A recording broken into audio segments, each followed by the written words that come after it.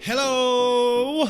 Welcome to another episode of the Feel Good English podcast. This is Kevin, your host and teacher. In this episode, the second episode in the series, The 7 Habits of Highly Effective People by Stephen Covey, we're going to talk about developing a clear understanding of where you want to be after you achieve your goals. Oftentimes, people think what is important is to be successful, make lots of money, be the best athlete, get the best grades, be popular and famous and the most beautiful. But this is where people often go wrong, and eventually when they do reach their goal of being the prettiest girl on Instagram, they find little fulfillment in their accomplishment. And it all goes back to the beginning and in being able to know why you are doing what you're doing, so when you get to the end point, you feel good about it. This comes down to self-awareness, knowing your values, knowing who you are. And Stephen Covey in the book gives you a couple tasks on how to discover what might be the most important things for you to consider when making big decisions and starting new projects and having a clear path based on your values. In this episode, I will talk about a couple ideas Stephen Covey gives on how to direct our actions so we can find fulfillment and happiness once we reach our goals. And interestingly enough, it has something to do about your funeral. So listen to this lesson here, and we will get into how to visualize and set up a future for yourself that you will be happy and fulfilled by before dedicating so much time and effort into things that might take you down the wrong direction. So let's get started.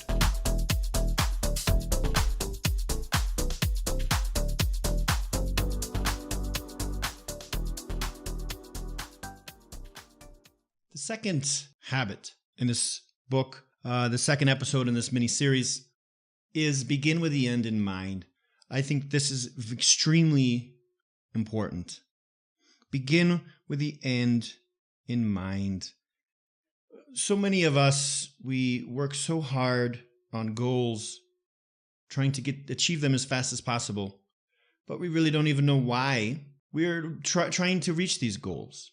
An example, you're at a company, you really want to become a manager. Of course, you probably get better pay, your salary increases, maybe more responsibility, and you try to get there as fast as possible. So then you become manager, you make more money, you have a lot more work, you're stressed out more, you do have a new car, but you're usually in that car stressed out. Often we don't think about what we really want in the end. We need to start with a clear destination in mind. Where do we want to be? And this is great because you can use your imagination. This is where we visualize the future. This is where we dream of the future we want. And Stephen Covey uses an example of your funeral. What do I want people to say about me at my funeral? So literally visualize. You're laying there in the casket, peaceful.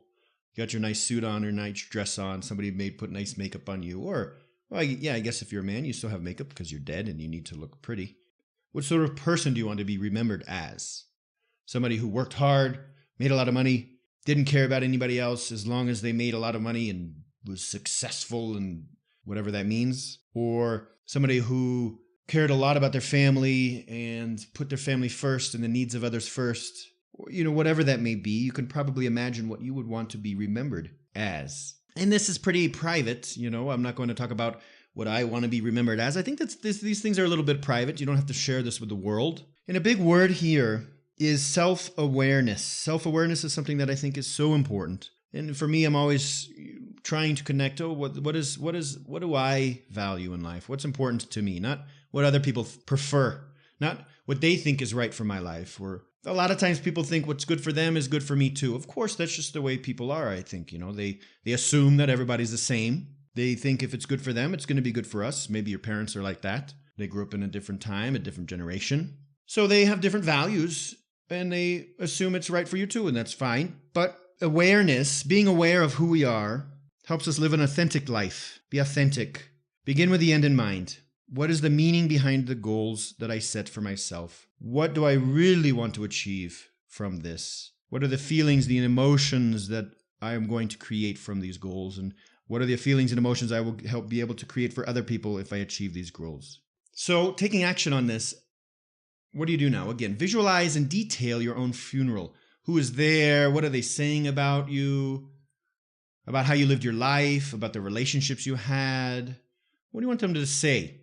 Now you could get a little more specific and start breaking down different roles in your life, professional, personal, in your community. Write some goals down, some long-term goals, okay? Goals for the future that you want to achieve for each of these different roles, professional, personal, community. Just write some goals down based on these values. You'll have maybe a clearer vision now of what you want.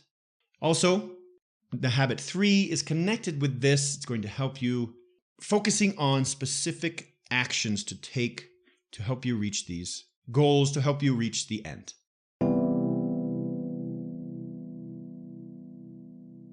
Only a few words I'm going to talk about from this episode. The first one is self-awareness. So self-awareness is knowing yourself, knowing who you are, knowing what you believe, knowing what you like, knowing what you don't like, being authentic, really. Next word, assume, A-S-S-U-M-E. Assume often means to think you know something without having all of the information that you need to correctly know it or not. So you assume somebody is tired just by the way that they look. Now, you're not totally certain, but you assume they are. Oh, I assumed she was tired because she was up all night. So that would be assume. You can also use assume in another way to assume the position of. Assume the position of CEO because the other CEO disappeared.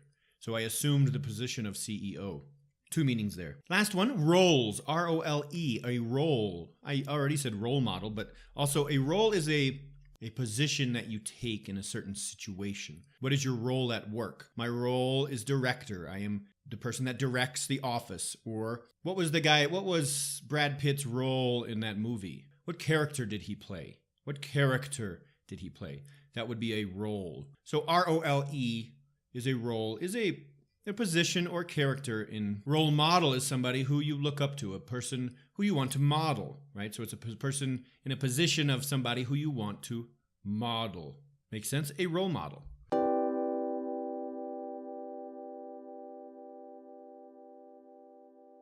So that was the lesson for today. Begin with the end in mind. I know it's a little intense if you're thinking about your funeral, but the purpose of that is just to think about what values are important to you. It's easy to think that what other people's values are our values, and we just kind of follow the path of other people, but we really need to discover our true selves, what's valuable to us, just in order to be more fulfilled. And knowing the values and knowing the direction, having a clear understanding of where you're going can help with big picture things like career, in school, and where you want to be in 5 years, 10 years, 20 years from now. And it can also help with small things like maybe you have a monthly goal. At the end of this month, I want to weigh this amount of pounds. Or think, okay, at the end of this month, I will weigh this, and why do I want this? What's the purpose of this? Not just blindly going in, but having a clear destination and a clear reason for doing what you're doing.